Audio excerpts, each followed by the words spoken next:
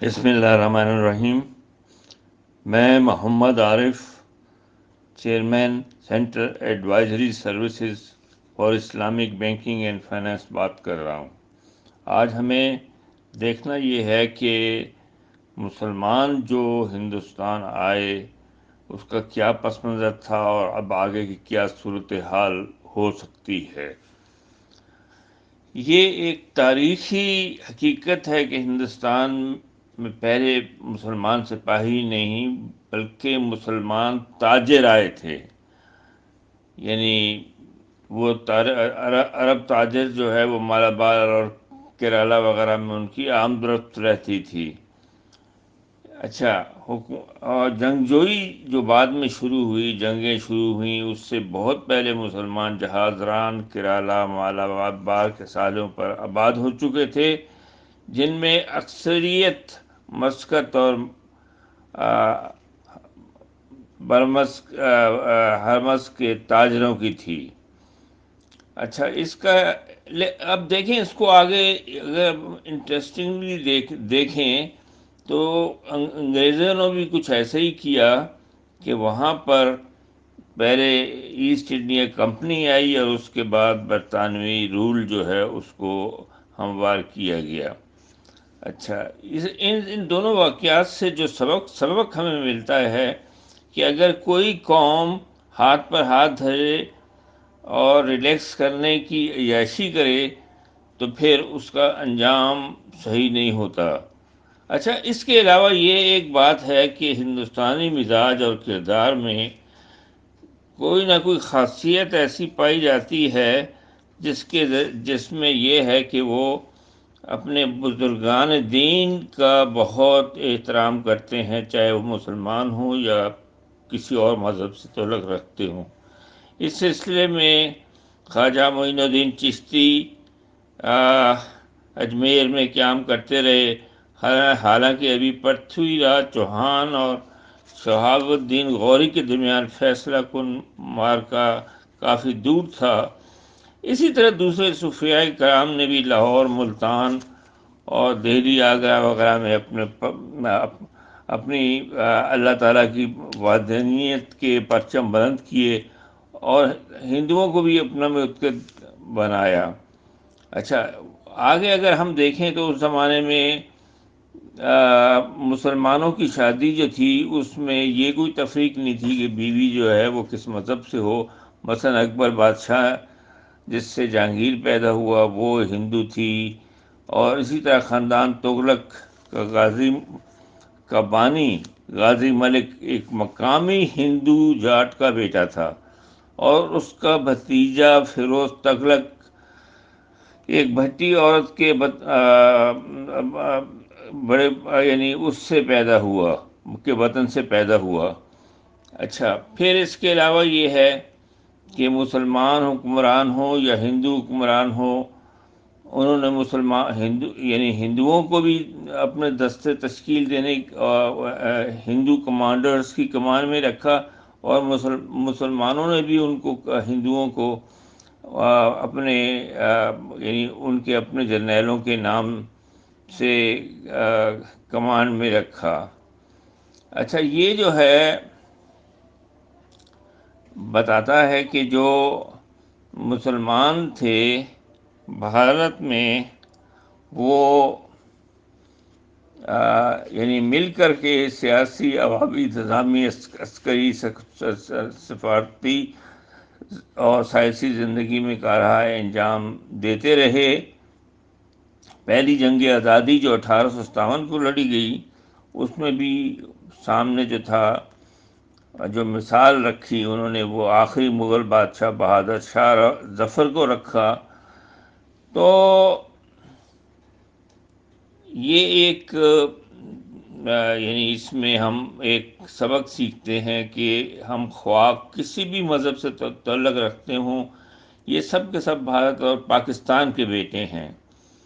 اسی وجہ سے یہاں فرقہ پرستی، مذہبی جنگ نظری کی حوصلہ افزائی نہیں دی جا سکتی۔ اچھا، بھارت حالانکہ کشمیر کے مسئلے میں اور کئی دوسرے مسئلوں میں پاکستان کے آج خلاف دکھائی دیتا ہے، لیکن اس میں ان کی جو وہ یعنی نسل ہے جو یعنی ایکسٹریمزم کا جو شکار رہے، اور اسی طرح مسلمانوں میں بھی یہ بات رہی کہ جو ایکسٹریمزم کا شکار رہے وہ اپنا اس میں وہ بھی اسی طرح پیچھے رہ گئے۔ اچھا، آج بھی اگر ہم دیکھیں تو جو چور سپاہی کا کھیل جاری ہے، پاکستان 74 سال کے ہو گئے ہیں، 26 سال رہ گئے ہیں ہمیں 100 سال مکمل کرنے میں، لیکن زیادہ تر یہاں جو ہے وہ فوج نے حکومت کی، اور یعنی جس میں سوائے اپنی مدح سرائی اور دوسروں پر نکتہ چینی وہ نہیں کرنے دیتے ہیں۔ اچھا، یہ اگر ہم اس میں دیکھیں تو پاکستان جب بنا تھا تو پاکستان کو فوجی اسلحے کی بہت کمی تھی، کوئی منصوبہ ساز یہاں نہیں تھا۔ اچھا، حتیٰ کہ یہ بھی دیکھنے میں آیا کہ نواب خواجہ سلیم اللہ، فضل الحق سہروردی، سر فیروز خانون، خواجہ ناظم الدین، خلیق الرحمان لیاقت علی، محمد علی بوگرا، قائد اعظم رحمت علی جوہر، ظفر اللہ خان اور ظفر آغا خان، اور پھر علامہ اقبال، یہ بڑے پڑھے لکھے لوگ تھے، لیکن انہوں نے یہ کبھی کوشش نہیں کی کہ پاکستان میں کو کسی آئین کے دائرے کے اندر لے کر آئیں۔ یہ 1956 میں ایک آئین بنایا، لیکن اس کو اٹھا کر ایک طرف پھینک دیا گیا۔ اسی طرح یعنی یہ جناح اور لیاقت علی خان کی شہادت کے بعد پھر یہ سارے واقعات ہونے شروع ہوئے، اور ہندوستان میں جو ہم سے الگ ایک ملک بنا وہاں تو جمہوریت کسی نہ کسی شکل میں رہی، لیکن مارشل لا جو ہے ہمارے یہاں وہ اپنا چہرہ بار بار دکھاتا رہا۔ یعنی اس میں پہلے ہم ایوب خان کو کہتے ہیں جس کی فائل پہ لکھا گیا تھا قائد اعظم نے کہ اس کو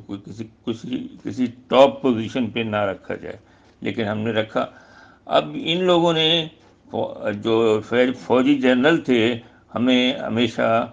امریکہ کی جھولی میں رکھا۔ اچھا، پھر یہ بھٹو صاحب کا دور جو تھا وہ ایک آزاد خیال دور تھا، شراب اور طوائف اور کوئی پابندی نہیں تھی، ہر چیز عام تھی، اور یعنی اس زمانے میں ایون ننگی فلموں کی نمائش کے مراکز الگ سے تو قائم ہی تھے۔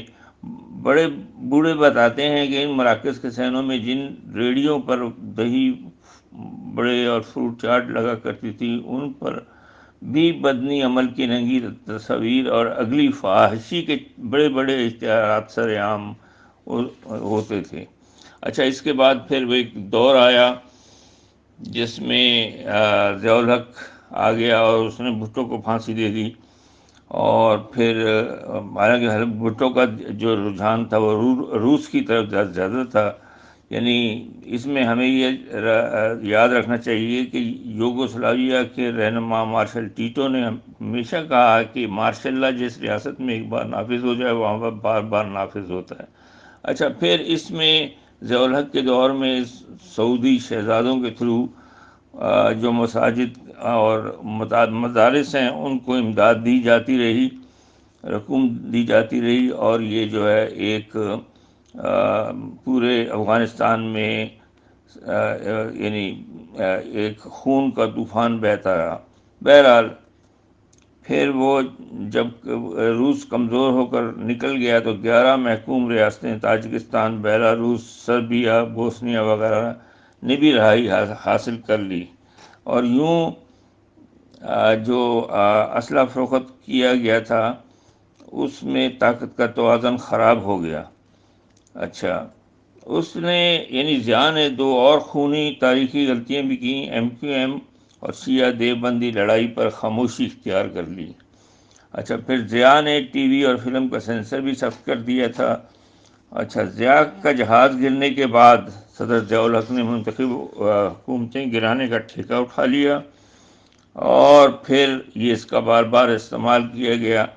لہذا پھر ماشاء اللہ ایک دفعہ حاضر خدمت ہو گیا۔ یعنی ایون جو مشرف آیا وہ بھی پھر آزاد خیال ایک دور تھا، جس میں بھارتی پنجاب سے جب ایک وزیر اعلیٰ آیا تو سرکاری سطح پر سب کو شراب پیش کی گئی، اور وہاں سے تحسین بھرا پیام آیا کہ ہم بھی پی رہے ہیں اور وہ بھی پی رہے تھے۔ ضیاء کے بعد بے نظیر نے پی ٹی وی کو آزاد کر دیا، نواز شریف نے پھر سینسر سخت کر دیا، مشرف نے ہر ٹی وی کو بے لگام کر دیا۔ اس طرح یہ ہے کہ 9/11 کے بعد امریکہ اور طالبان میں ٹھن گئی، اور پھر امریکہ یعنی وہ دوبارہ سے ایک لڑائی شروع ہوئی،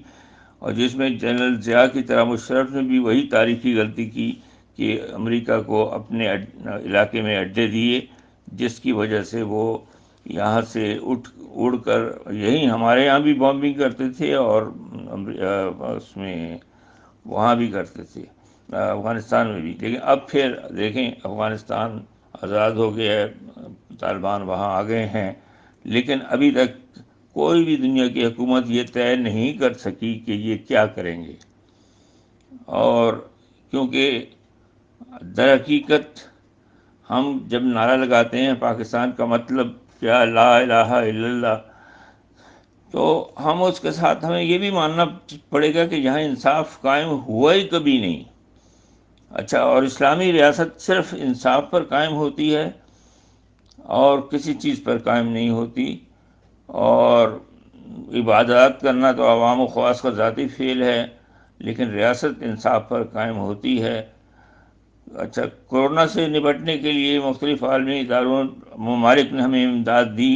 لیکن وہ سب امداد کہاں گئی، یہ ایک بہت خوفناک سوال ہے۔ اور وہ ایون یہ پیکج بتایا جاتا ہے کہ 12 ارب 40 ارب روپے تھے، لیکن یہ کہاں گئے؟ تو اس کے ساتھ ہی ہمیں یہ جو ہے یعنی ایک پاکستان کا، ہمیں پاکستان کو سٹیبلائز کرنے کے لیے اب آگے مل کر کام کرنا ہوگا۔ شکریہ۔